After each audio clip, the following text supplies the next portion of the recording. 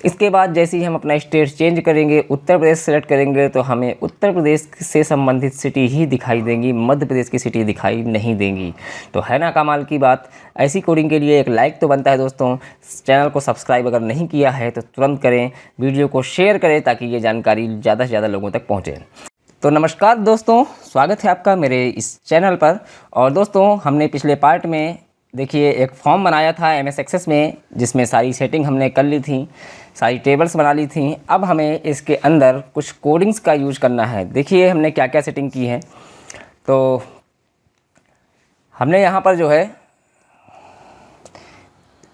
School की profile बना ली थी, और स्कूल की प्रोफाइल बनाने के बाद फिर जो है उसके अंदर जो भी आपको स्कूल की प्रोफाइल में नाम डालना है, क्योंकि यहीं से ही सारा नाम उठ करके आपकी प्रत्येक फॉर्म में, प्रत्येक टेबल में और प्रत्येक रिपोर्ट में पहुंचेगा।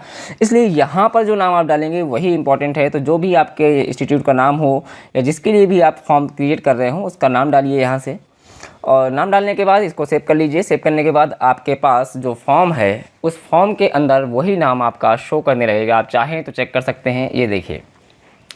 अब यहाँ पर हमने अपने फॉर्म की स्टूडेंट से जो जो डिटेल हमें चाहिए थी वो हमने यहाँ पे फील्ड बना ली है। जैसे जेंडर में देखिए तीनों फील्ड आ रही हैं, कैटेगरी भी आ रही है, हमारे पास मोबाइल है, आधार है, जिसके अंदर हमने नियम लगाए थे।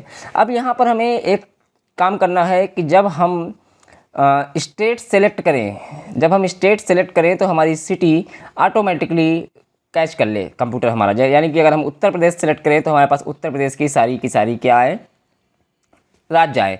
तो चलिए हम एक टेबल क्रिएट करते हैं यहाँ से, और टेबल को डिजाइन व्यू में ओपन करते ही इस नाम पूछेगा, तो हम स्टेट के नेम से इस टेबल को सेव कर देते हैं। टेबल को स्टेट के नेम से सेव करने के बाद हम यहाँ पर अपनी फील्ड बनाएंगे। ओह सॉरी, लगता है कुछ गलती हुई है, मैंने जो है टेबल का नाम सिटी डाल दिया है, तो मैं इसको चेंज कर देता हूँ। आप भी जो है देखते जाइए और करते जाइए। तो टेबल को सिटी के नेम से चेंज करके मैंने स्टेट का नेम दे दिया है। स्टेट के नेम की टेबल के अंदर हम अपने उन सारे राज्यों का नाम डालेंगे, स्टेट का नाम डालेंगे, जितने स्टेट हमारे कंट्री में आते हैं। तो चलिए यहाँ पर स्टेट की एक फील्ड बनाते हैं, और स्टेट की फील्ड के अंदर जा कर के इसको डाटा शीट व्यू में ले जाते हैं, सेव करते हैं। सेव करने के बाद स्टेट की फील्ड के अंदर हमें वो सारे स्टेट टाइप करने हैं जो भी आपके पास स्टेट हैं। चलिए मैं फटाफट स्टेट को टाइप कर देता हूँ। स्टार्टिंग से जितने भी स्टेट हमारे यहाँ आते हैं, जो मुझसे छूट जाएं आप उसको पूरा कर लीजिएगा। मैं प्रयास करूँगा कुछ सारा करने का, लेकिन फिर भी। तो चलिए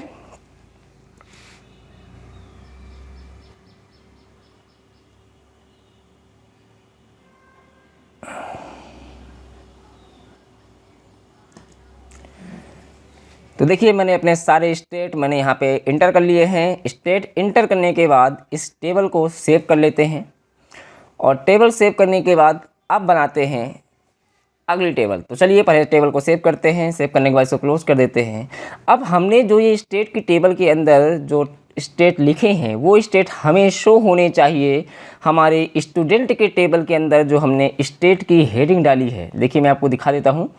यहाँ पे जो हमने सिटी और स्टेट की हेडिंग डाली है, यहाँ पर हमें यहाँ से नाम शो कराने हैं अपने इस टेबल से। तो इसका मतलब हमें स्टेट की टेबल को यहाँ से लिंक करना पड़ेगा। चलिए लिंक कैसे करते हैं ये भी दिखा देता हूँ मैं आपको।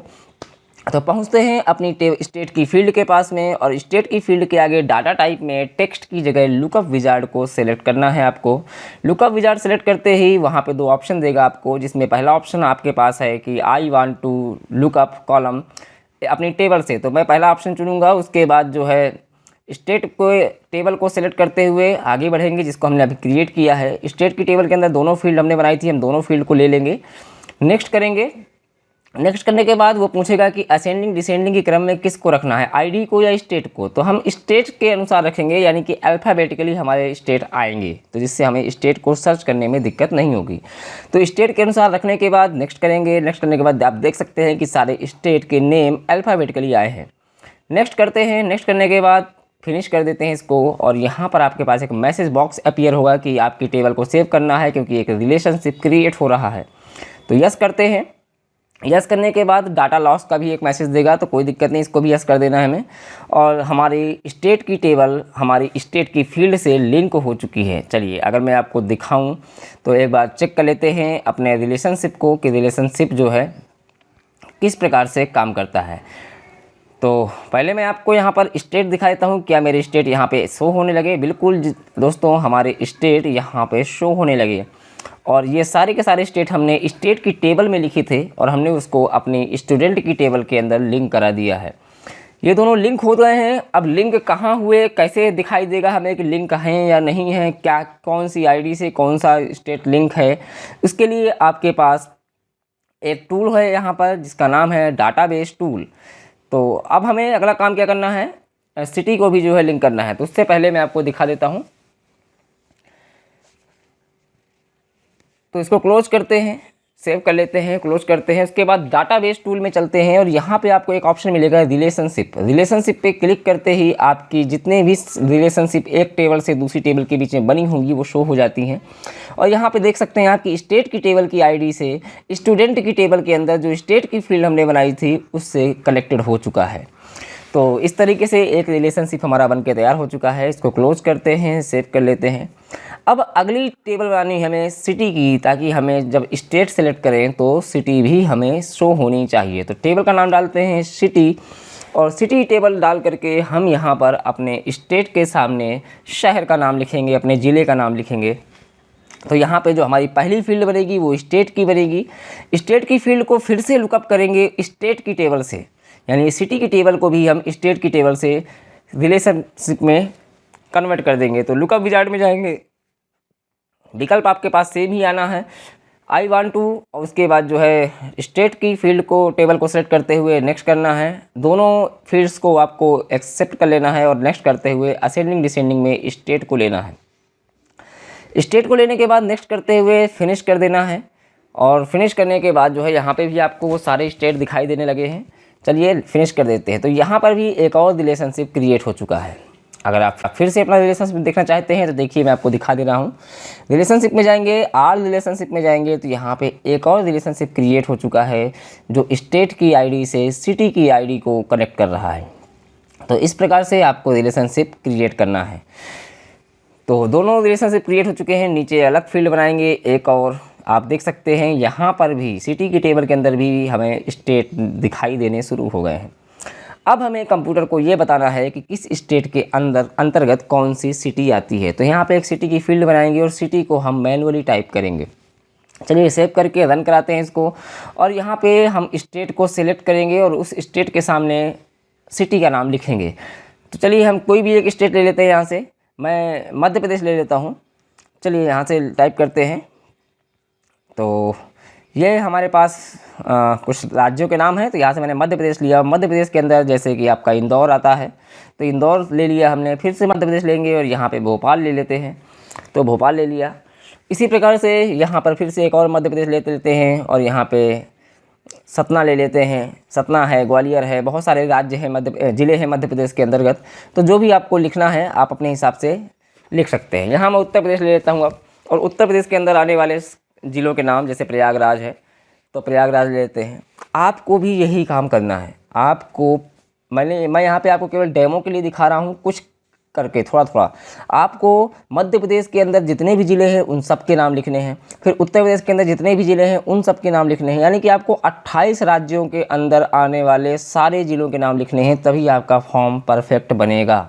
इसमें थोड़ा समय लगेगा, लेकिन परेशान होने की ज़रूरत नहीं है, क्योंकि यही आपका मेन जो हाईलाइटेड चीज़ें होती हैं कि भैया आपका सारा काम प्रॉपर हुआ है।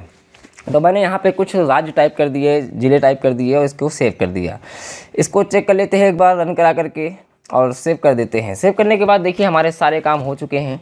अब हमें सिर्फ और सिर्फ अपने फॉर्म में करेक्शन करना है। तो इस स्टूडेंट के फॉर्म को हम ओपन करते हैं डिज़ाइन व्यू में।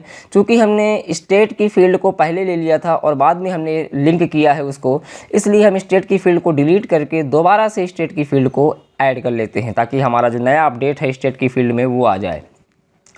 तो इसके एक बार इसको हम रन कराते हैं आपके सामने, और रन कराने के बाद फिर आपको दिखाते हैं कि हमारा कैसा दिखता है फॉर्म। चलिए हमने इसको रन कराया। आप देख सकते हैं कि स्टेट की फील्ड में हमारे वो सारे स्टेट दिखाई दे रहे हैं जो हमने कलेक्ट किए हैं। लेकिन सिटी में अभी हमारे पास, अगर हमने उत्तर प्रदेश सेलेक्ट किया या मध्य प्रदेश सेलेक्ट किया, तो सिटी में हमारे पास कोई भी ज़िला नहीं दिखाई दे रहा। इसका मतलब इसके लिए हमें कोडिंग की आवश्यकता पड़ेगी। चलिए कोडिंग लगाते हैं। स्टेट की फील्ड पे क्लिक करते हुए प्रॉपर्टी शीट में जाते हैं, इवेंट में चलते हैं और आफ्टर अपडेट पे क्लिक करते हैं। आफ्टर अपडेट में क्लिक करने के बाद 3 डॉट में क्लिक करेंगे तो आपके सामने एक विंडो खुल के आएगी जिसमें 3 प्रकार से आप अपनी कोडिंग का यूज कर सकते हैं, micro builder, expression builder, code builder. हम कोड बिल्डर का यूज करेंगे और विजुअल बेसिक की सहायता से इसके अंदर कोडिंग करेंगे। चलिए लिखते हैं यहाँ से। तो शुरुआत करते हैं मी डॉट सिटी, क्योंकि हमारी सिटी की टेबल में के अंदर जो है हमें सिटी लेके आने हैं। City dot row source is equal to and लगाएंगे, एंड का साइन लगाएंगे और सेलेक्ट करेंगे सिटी को। और इसके बाद फ्रॉम कहाँ से हमारी सिटी उठ करके दिखाई दे, तो सिटी हमने कहाँ लिखी थी, सिटी की टेबल में। तो लिखेंगे फिर से यहाँ पे सिटी की टेबल में, तो सिटी की टेबल का नाम लिखेंगे जो हमने सिटी डाला था, जहाँ पर मौजूद स्टेट की आईडी। तो वेयर आप बिल्कुल ध्यान से देखिएगा इस कोडिंग को, इसको रट लीजिए, याद कर लीजिए, समझ लीजिए, जैसा भी आपसे बने। लेकिन कोडिंग अगर आपको किसी भी फॉर्म में शहर राज्य सेलेक्ट करने के बाद सिटी उसके अंदर लाना चाहते हैं, उसके संबंधित सिटी, तो आपको इसी कोडिंग का यूज़ करना है। हाँ, नेम में कुछ फ़र्क आ सकता है। आपने अगर किसी और नाम से टेबल बनाई होगी, आपने अगर किसी और नाम से फील्ड बनाई होगी, तो यहाँ पर बस वो फील्ड का नाम आपको चेंज करना है, बाकी सारी कोडिंग सेम रहेगी। तो कोडिंग को मैं जूम करके आपको दिखा रहा हूँ, आप चेक कर लीजिएगा, नोट डाउन कर लीजिएगा, भविष्य में काम आएगी। इम्पॉर्टेंट कोडिंग है ये, आपको कोई नहीं बताने वाला। तो यहाँ पर मैंने अपनी पूरी कोडिंग लगभग कंप्लीट कर ली है। 4 लाइन की कोडिंग है इस वर्क करने के लिए, सिटी को लाने के लिए। तो इस कोडिंग को लगा चुका हूँ मैं। लगाने के बाद इसको सेव करते हैं, सेव करने के बाद इसको क्लोज कर देते हैं। चलिए, तो इस कोडिंग को हम जो है कंप्लीट हो चुकी है। फॉर्म को भी एक बार सेव कर लेते हैं और क्लोज करके रीओपन करते हैं अपने फॉर्म को। तो देखते हैं,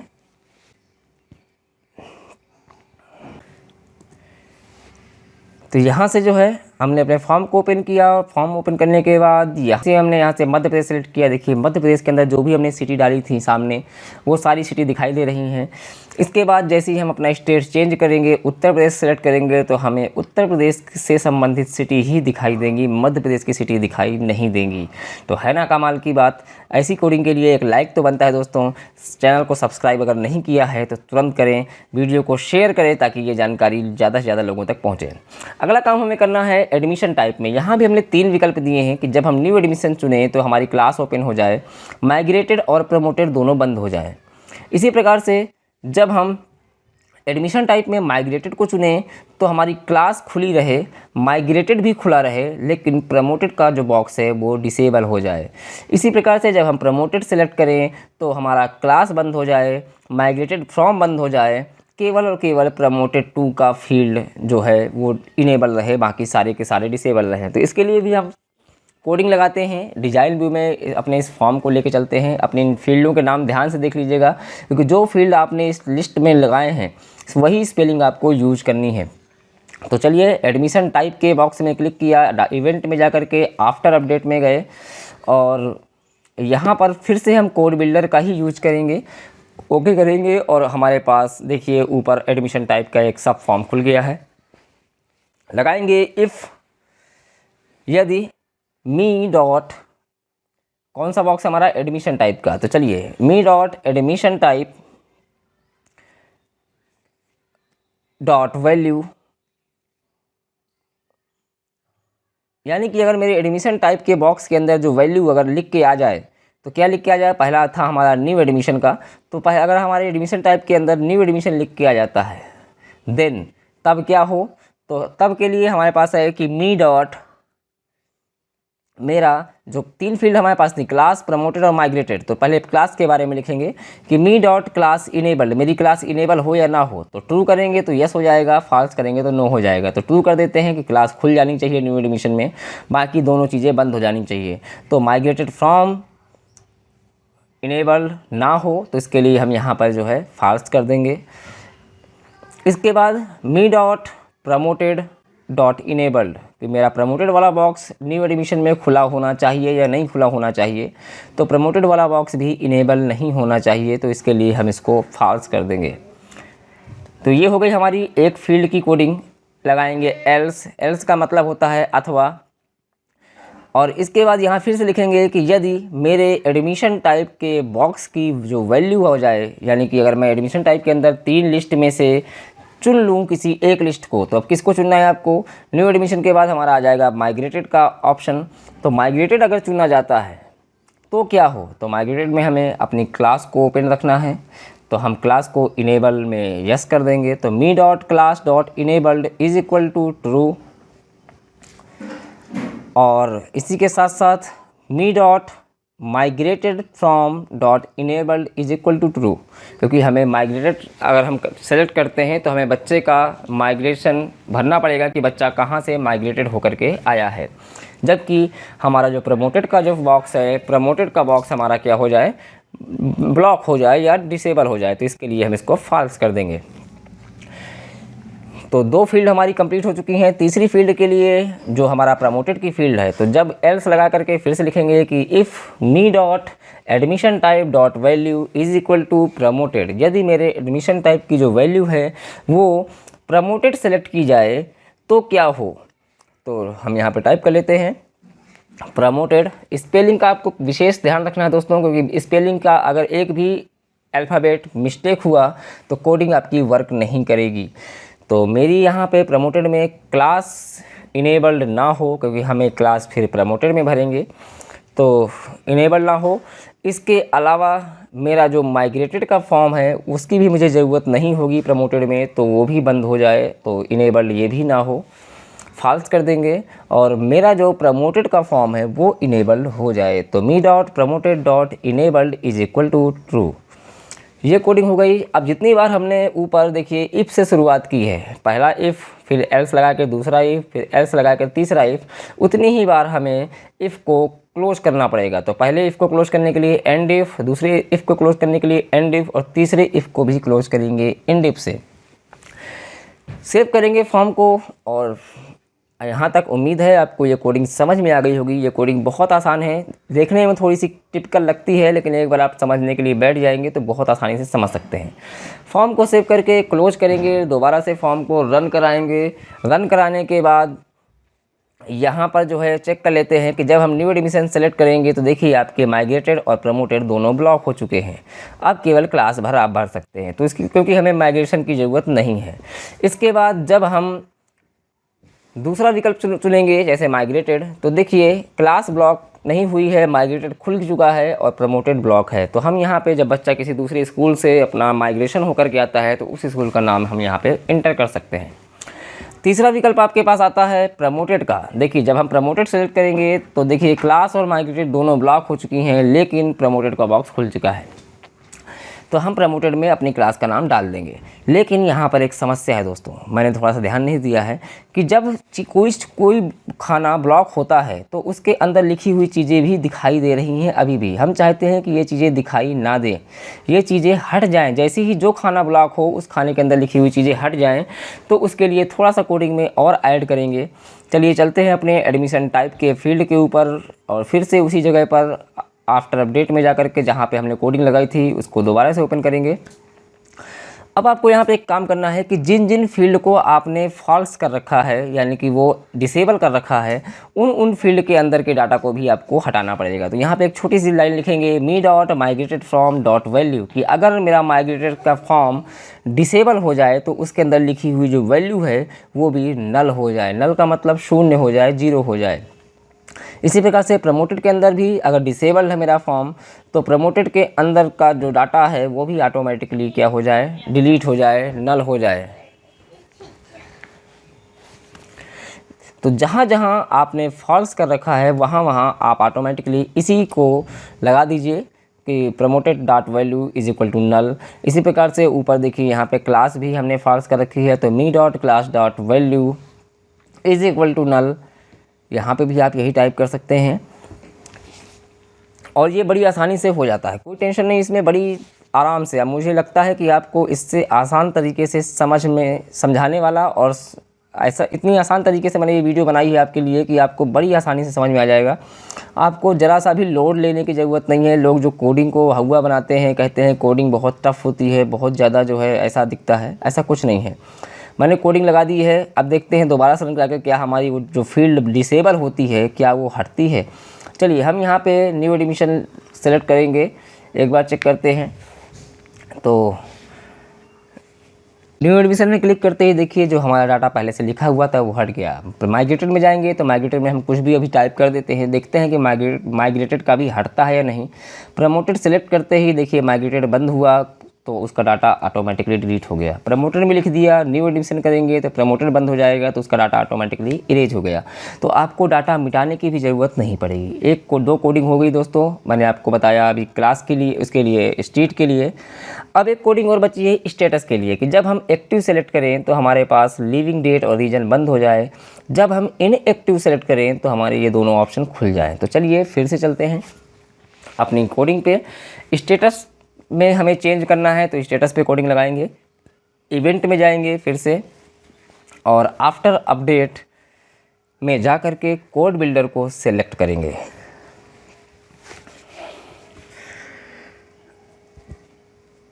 तो कोड बिल्डर में चलते हैं, सेम प्रोसीजर है, कोडिंग भी सेम है, थोड़ा सा इसके वर्ड्स में भी थोड़ा सा अंतर होता है, बाकी कोई दिक्कत नहीं है।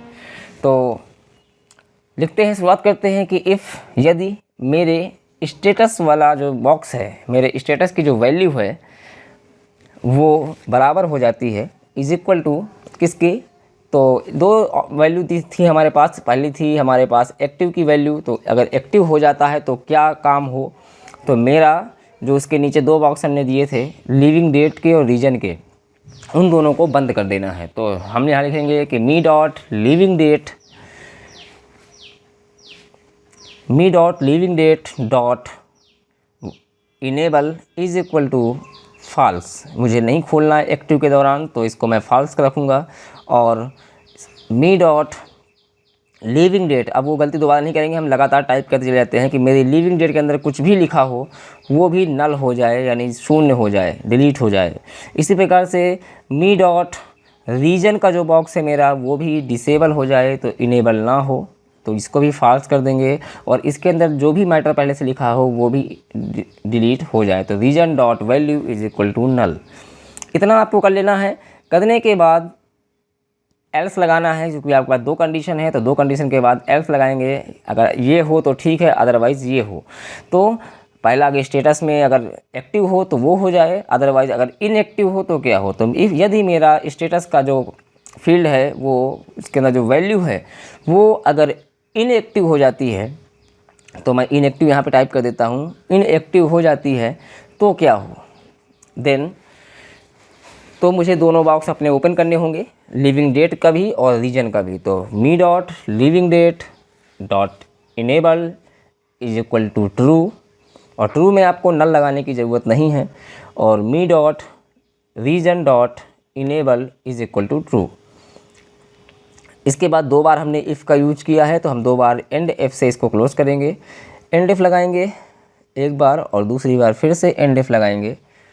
चलिए ये हमारा कोडिंग कंप्लीट हो गई। इसको भी हम मिनिमाइज़ करके चेक कर लेते हैं एक बार। अपने फॉर्म को सेव जरूर करना है, सेव करने के बाद क्लोज करके रीओपन करना है और चेक करना है कि हमारी ये कोडिंग काम करी या नहीं करी। तो देखते हैं, स्टेटस को जाकर के यहाँ पे सेलेक्ट करते हैं एक्टिव को। एक्टिव होते ही हमारे दोनों बॉक्स डिसेबल हो जाएंगे, यहाँ पे आप कुछ भर नहीं सकते, और इनएक्टिव होते ही आपके दोनों बॉक्स इनेबल हो जाने चाहिए थे, लेकिन नहीं हुआ। शायद कुछ मिस्टेक हुई है, इसकी स्पेलिंग चेक कर लेते हैं। इनएक्टिव कोई स्पेस नहीं है। चेक करते हैं हमने कोडिंग में क्या किया है।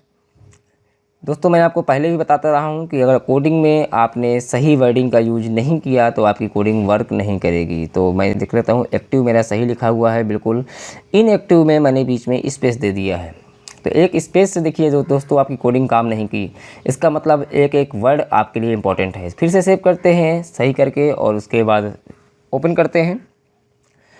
अब फिर से देखते हैं, एक्टिव में हमारा जो कॉलम है वो ब्लॉक हो जाता है और इनएक्टिव में हमारे दोनों कॉलम एक्टिव हो जाते हैं। तो यहाँ तक हमारी कोडिंग कंप्लीट हो चुकी है दोस्तों। आप यहाँ बड़ी आसानी से भर सकते हैं। और जो हमने नल का फार्मूला यहाँ लगा दिया था पहले ही, तो नल के लिए भी हम देखिए टाइप करके देख लेते हैं, और एक्टिव सेलेक्ट करते ही ऑटोमेटिकली दोनों कॉलम डिलीट हो जाते हैं। तो दोस्तों आशा करता हूँ कि आज का ये जो लेसन है, चैप्टर है, बहुत ही अच्छे से समझ में आया होगा। किसी भी बच्चे को, किसी भी स्टूडेंट को, किसी भी मेरे भाई बहन को अगर कोई इसमें समस्या आ रही हो तो बिल्कुल एक बार मुझे कमेंट ज़रूर करें। मैं सबके कमेंट का रिप्लाई देता हूँ और सबके कमेंट का रिप्लाई देने के बाद मैं उसको अच्छे से समझा भी देता हूँ। जो भी आपकी क्वेरी हो मुझे कमेंट में ज़रूर बताएं। वीडियो कैसा लगा, अगर वीडियो पसंद आया हो तो चैनल को सब्सक्राइब जरूर कर लें, शेयर ज़रूर करें ताकि ये इम्पोर्टेंट जानकारी सबके पास पहुँचे। तब तक के लिए नमस्कार दोस्तों, आपका दिन शुभ हो। इसी तरह से हमें प्यार और सपोर्ट करते रहिए।